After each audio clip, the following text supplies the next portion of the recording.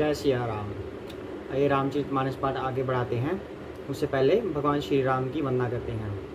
जय सिया राम, जय सिया राम, जय सिया राम, जय सिया राम, जय सिया राम, जय सिया राम, जय सिया राम, जय सिया राम, जय सिया राम, जय सिया राम, जय सिया राम, जय सिया राम, जय सिया राम, जय सिया राम, जय सिया राम, जय सिया राम। जय श्री कृष्ण चैतन्य प्रभु नित्यानंद श्री अद्वैत गदाधर शिव सादि गौर भक्त वृंदा। हरे कृष्ण कृष्ण कृष्ण हरे हरे, हरे राम राम राम हरे हरे। जय सिया राम। श्री रामचंद्र रघुपुंग वैराज वरय राजेंद्र राम रघुनायक राघवेश राजाधिराज रघुनंदन रामचंद्र दासो मध्यभक्त शरणागतोऽस्मि। जय सिया राम। हम श्री राम की वंदना करते हैं, हम लक्ष्मण जी की वंदना करते हैं, भरत शत्रुघ्न जी की वंदना करते हैं, तुलसीदास जी को प्रणाम करते हैं, वाल्मीकि जी को प्रणाम करते हैं, हम श्री गणेश को प्रणाम करते हैं, शिव शंकर भोलेनाथ पार्वती माता को प्रणाम करते हैं। हम इन सब से प्रार्थना करते हैं, हनुमान जी को हम आमंत्रित करते हैं कि हमारे पाठ को सफल बनाएं। तो लास्ट टाइम क्या हुआ था, लास्ट टाइम लंका कांड चल रहा है अभी। तो जब लक्ष्मण जी की मूर्छा भंग हो गई, हनुमान जी के प्रयासों से संजीवनी बूटी आई और लक्ष्मण जी की मूर्छा भंग हो गई, तो रावण को यह समाचार पता चला कि लक्ष्मण जी तो फिर उठ गए। तो उनके दिमाग में क्या आया कि हम कुछ भी कर लें, इनका कुछ होता ही नहीं, बाल विवाह का नहीं होता। इतना बड़ी शक्ति चलाई थी लक्ष्मण जी के ऊपर, ये फिर से उठ गए, अब करें तो क्या करें। रावण ने क्या किया, अंत में कुंभकर्ण के पास गए मतलब गया, रावण कुंभकर्ण के पास गया। तो कुंभकर्ण ने बहुत समझाया रावण को कि वो श्री राम हैं, उनसे वैर मत लीजिए, सारी बातें समझाई कि ये वही श्री राम हैं जिन्होंने हिरण्यकश्यप को भी मारा था। अब ये श्री राम के रूप में अवतरित होकर आए हैं, ये भगवान हैं, स्वयं भगवान है ये, आप इनसे वैर क्यों ले रहे हैं, ऐसा कुंभकर्ण ने समझाया। पर रावण को एक नहीं लगी। जब कुंभकर्ण ने श्री बोला तो रावण को फिर क्रोध आ गया, शत्रु को श्री कैसे बोल रहे हो तुम। तो लास्ट में क्या हुआ कि भाई की सहायता तो करनी ही थी, कुंभकर्ण को पता था कि उसका मरना निश्चित है, लेकिन भगवान के हाथों मरे तो उसको मोक्ष मिल जाएगा। कुंभकर्ण के अंदर इतना ज्ञान था, तो उसने सोचा कि अब मेरा धर्म ये बनता है कि भाई की भी सहायता की जाए, अपना भ्रातृ धर्म भी अपनाया जाए, और साथ में प्रभु के हाथों से ही मरण हो, अगर मरण होना है तो इसलिए कुंभकर्ण मैदान में आ गया। तो वहां पे उनको विभीषण मिले। अब आगे करते हैं। जय श्री राम। तात लात रावण मोहि मारा, कहत परम हित मंत्र विचारा, तेहि गलानि रघुपति पहि आयऊं, देखि दीन प्रभु के मन भयऊं।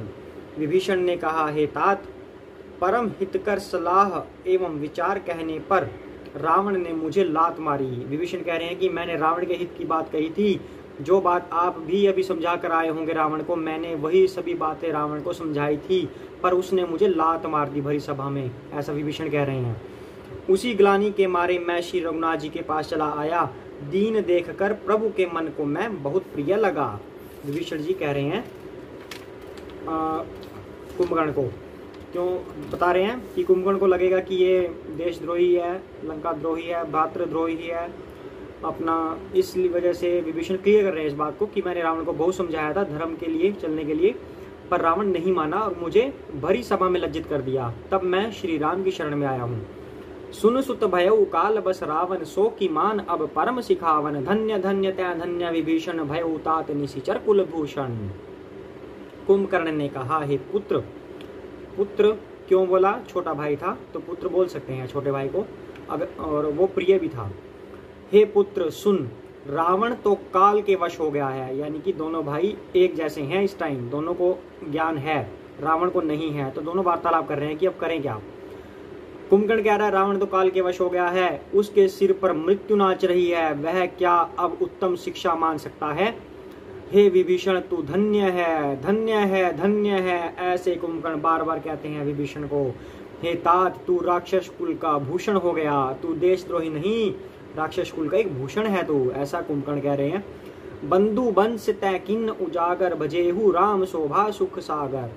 हे भाई, तूने अपने कुल को देदीप्यमान कर दिया, जो शोभा और सुख के समुद्र श्री रामचंद्र जी को भजा।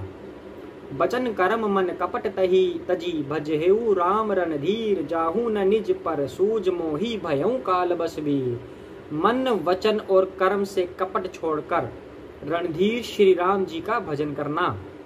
हे भाई, मैं काल के वश हो गया हूँ, मृत्यु के वश हो गया हूँ मैं, मुझे अपना प्राय नहीं सूझता, इसलिए अब तुम जाओ। ऐसा कह रहा है कुंभकर्ण कि मेरे सिर पर भी मृत्यु नाच रही है, मैं क्या करूं क्या ना करूं, तुम मेरे सामने से चले जाओ।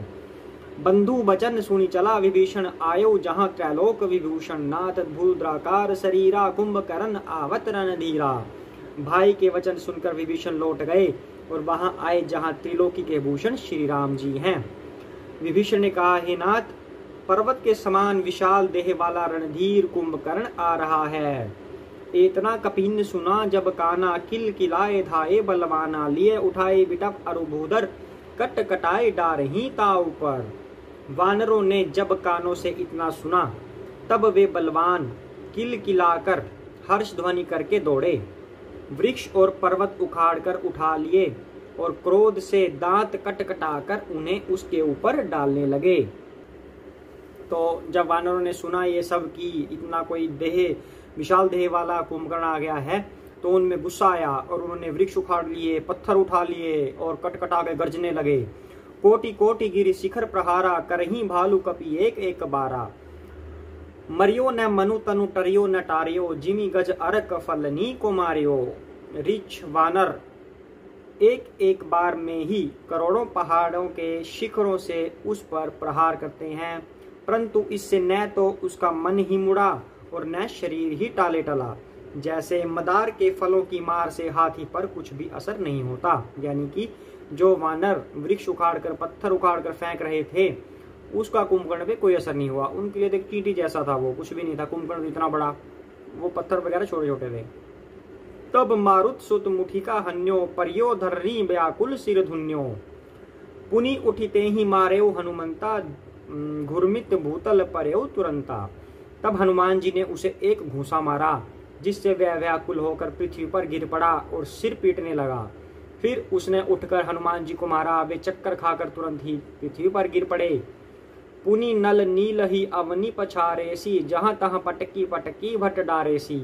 चली बली मुख सेन पर आई, अति भय त्रसित न कौ समुहाई। फिर उसने नल नील को पृथ्वी पर पछाड़ दिया और दूसरे योद्धाओं को भी जहां तहां पटक पटक कर डाल दिया। वानर सेना भाग चली, सब अत्यंत भयभीत हो गए, कोई सामने नहीं आता। अंगद आदि कपि मूर्छित करी, समेत सुग्रीव, कांख दाबी कपिराज, कहूं चला अमित बल सीव। सुग्रीव समेत अंगद आदि वानरों को मूर्छित करके फिर वह अपरिमित बल की सीमा कुंभकर्ण वानरराज सुग्रीव को कांख में दबाकर चल पड़ा। उमा करत रघुपति नर लीला, खेलत गरुड़ जिमी अहिगन मीला। भ्रिकुटी भंग जो काल ही खाई, ताही की सोहई ऐसी लड़ाई। शिव जी कहते हैं, हे उमा, शिव जी कथा सुना रहे हैं ये पार्वती जी को, उसी का वर्णन हो रहा है। तुलसीदास जी उसी का वर्णन कर रहे हैं कि शिव जी क्या कथा सुना रहे हैं। ये रामचरितमानस शिव जी की बोली हुई है। तो शिव जी कह रहे हैं, हे उमा, श्री रघुनाथ जी वैसे ही नर लीला कर रहे हैं जैसे गरुड़ सर्पों के समूह में मिलकर खेलता हो, जो भौं के इशारे मात्र से बिना परिश्रम के काल को भी खा जाता है। उसे कहीं ऐसी लड़ाई शोभा देती है। अब क्या हो रहा है, कुंभकर्ण ने वहां पे आकर हाहाकार मचा दिया है, हनुमान जी को गिरा दिया और सुग्रीव अंगद वगैरह सबको गिरा दिया। तब एक सवाल उठ जाएगा कि ये तो श्री राम की सेना है और ऐसे कोई राक्षस आकर क्या उन्हें पटकनी दे सकता है? ऐसा सवाल मंदबुद्धि लोग उठा सकते हैं या अज्ञानवश भी कुछ लोग उठा सकते हैं। तो यहाँ पे शिव जी इस बात को क्लियर कर रहे हैं। शिव जी कह रहे हैं कि ये सब तो प्रभु की लीला है, ये सब लड़ाइयों की प्रभु को क्या जरूरत। प्रभु तो सिर्फ इच्छा कर दें, अंदर से इच्छा मात्र से उनकी जो योग माया है वो सब कुछ सेट कर देती है। सीता माता का पहली बात तो हरण हुआ ही नहीं, सीता माता की वो परछाई थी, जिसके बारे में श्री रामचंद्र जी ने सीता माता को पहले ही बता दिया था कि अब हम ये लीला करने वाले हैं जिसके लिए हमने अवतार लिया है, तो आप अग्नि के पास सुरक्षित हो जाएं। तो ये सब बातें पहले हो चुकी थी, ठीक है। तो इस लड़ाई का तो कोई मतलब बनता ही नहीं, ये लड़ाई एक बहाना थी ये लीला करने के लिए। तो शिव जी यही बात कह रहे हैं कि ये सिर्फ एक लीला है। तो जग पावनी कीर्ति बिस्तरी हही, गाई गाई भव निधि नर तरी हही, मूर्छा गई मारुत सुत जागा, सुग्रीव वही तब खोजन लागा। भगवान इसके द्वारा जगत को पवित्र करने वाली वह कीर्ति फैलाएंगे जिसे गा गा कर मनुष्य भवसागर से तर जाएंगे। शिव जी कह रहे हैं कि भगवान अवतार क्यों लेते हैं। शुरू में जब ये रामचरितमानस पाठ शुरू हुआ था तब पार्वती माता ने या सती माता ने ऐसा सवाल किया था कि भगवान ने अवतार क्यों लिया है, भगवान को क्या जरूरत था अवतार लेने की। तो शिव जी ने ये स्पष्ट कहा था कि मैं उन भगवान के अवतार लेने के सभी कारणों को नहीं जानता, मैं क्या कोई भी नहीं जानता, शिव जी ने ऐसे बोला था, पर कुछ कारणों के बारे में जो मुझे पता है मैं वो आपको बताता हूँ। तो इसी तरह से यहाँ पे क्या कह रहे हैं कि भगवान ये लीला इसलिए भी कर रहे हैं कि लोग इस कथा को सुन सुनकर भवसागर से पार तर जाएं। शिव जी एक कारण अब ये भी बता रहे हैं, और जो मेन कारण हमें पता ही है कि रावण का अंत करना था। और रावण कौन है, हिरण्यकश्यप कौन था, ये सब ये जय विजय के रूप थे। 3 बार इन्होंने जन्म लिया था राक्षस कुल में, और भगवान के हाथों 3 बार मरने से ये वापिस जय विजय बनकर वैकुंठ लोक जा सकते थे। तो रावण कुंभकर्ण वही है, शॉर्टकट में बता दिया ये। तो जग पावनी कीर्ति बिस्तरी हही, गाई गाई भवनिधि नर तरी हही, मूर्छा गई मारो सुत जागा, सुग्रीव वहीं तब खोजन लागा। भगवान जगत को पवित्र करने वाली वह कीर्ति फैलाएंगे जिसे गागा कर मनुष्य भवसागर से तर जाएंगे। शिव जी कह रहे हैं बात, मूर्छा जाती रही, अब मूर्छा चली गई, तब किसकी, हनुमान जी की। तब मारुति हनुमान जी जागे और फिर वे सुग्रीव को खोजने लगे। पहली बात यह है, हनुमान जी को ऐसे कोई परास्त नहीं कर सकता, ये सब लीलाएं हैं। हनुमान जी खुद शिव जी के रूप हैं, शिव जी के 11वें रुद्र के अंश हैं हनुमान जी, तो उनको कोई कैसे परास्त कर सकता है। पर एक बात ध्यान देने योग्य है, कुंभकर्ण और रावण कोई साधारण राक्षस नहीं है, वो स्वयं विष्णु के सेवक हैं, विष्णु के द्वारपाल हैं।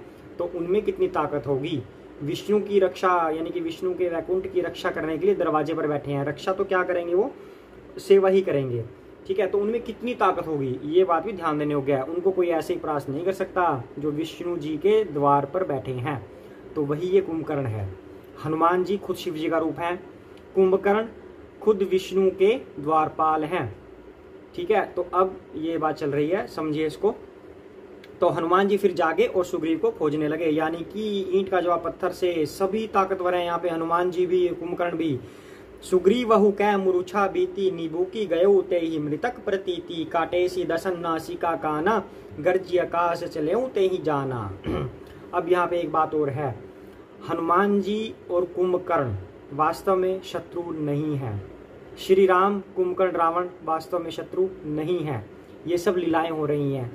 अब विष्णु जी के द्वारपाल के साथ हनुमान जी की क्या शत्रुता, सोच के देखिए। वो तो सब आपस में एक दूसरे के पूजनीय हैं, सब एक दूसरे की भावनाओं का आदर करते हैं, पर ये लीलाएं दिखानी है भगवान को, इसलिए ये सब हो रहा है। तो सुग्रीव की भी मूर्छा दूर हो गई, तब वे मुर्दे से होकर खिसक गए, कांख से नीचे गिर पड़े। कुंभकर्ण ने उनको मृतक जाना, यानी कि चालाकी कर ली सुग्रीव जी ने। उन्होंने कुंभकर्ण को ऐसा दिखा दिया कि जैसे वो मर गए हैं, तो ऐसे ही करके एकदम से नीचे गिर गए। तो कुंभकर्ण को लगा कि वो मृतक हो गए हैं। उन्होंने कुंभकर्ण के नाक कान दांतों से काट लिए, यानी कि चालाकी कर गए बंदरों वाली, उन्होंने नाक कान दांतों से काट दिए, एकदम से उठ गए सुग्रीव जी। और फिर गरज कर आकाश की ओर चले। तब कुंभकर्ण ने जाना कि ये जीवित हैं। गहेऊ चरण गही भूमि पछारा, अति लाघवा उठी पुनि ते ही मारा, पुनि आयो प्रभु पही बलवाना, जयति जयति जय कृपा निधाना। उसने, किसने, कुंभकर्ण ने सुग्रीव का पैर पकड़कर उसको पृथ्वी पर पछाड़ दिया। फिर सुग्रीव ने बड़ी फुर्ती से उठकर उसको मारा, और तब बलवान सुग्रीव प्रभु के पास आए और बोले, कृपा निधान प्रभु की जय हो जय हो जय हो, मैंने कर दिखाया, कुंभकर्ण को पीटा मैंने, ऐसे ये बात हो गई। अब यहाँ पे एक बात है कि सुग्रीव को तो पछाड़ दिया कुंभकर्ण जी ने, पर सुग्रीव जी कौन थे? सुग्रीव जी जैसे हनुमान जी है ना शिव जी के रूप, सुग्रीव जी ऐसे नहीं है। जितने वानर हैं वो सब भगवान की सेवा करने के लिए आए थे यहाँ पे, उन्होंने भगवान की सेवा करने के लिए जन्म लिया था। वो कोई देवी देवता ऋषि महापुरुष ऐसे होते थे, पर हनुमान जी उन सबसे अलग हैं। हनुमान जी खुद शिव जी हैं, तो इसलिए कुंभकर्ण की ताकत क्या है और सुग्रीव जी की और बाकी दूसरे वानरों की ताकत क्या है, ये समझने वाली बात है। कुंभकर्ण की तो ताकत बहुत ज़्यादा है, जय विजय की ताकत क्या है, पर हनुमान जी का मुकाबला नहीं है इन सबसे। आज के लिए इतना ही करते हैं। जय सिया राम। जय श्री कृष्ण चैतन्य प्रभु नित्यानंद श्री अद्वैत गदाधर शिव सादि गौर भक्तवृंदा। हरे कृष्ण कृष्ण कृष्ण हरे हरे, हरे राम राम राम हरे हरे। जय सिया राम। जय लक्ष्मण जी भरत जी की जय, तुलसीदास वाल्मीकि जी की, शिव शंकर भोलेनाथ और पार्वती माता की जय। हम आप सबको प्रणाम करते हैं। जय वीर बजरंगी हनुमान जी की जय हो।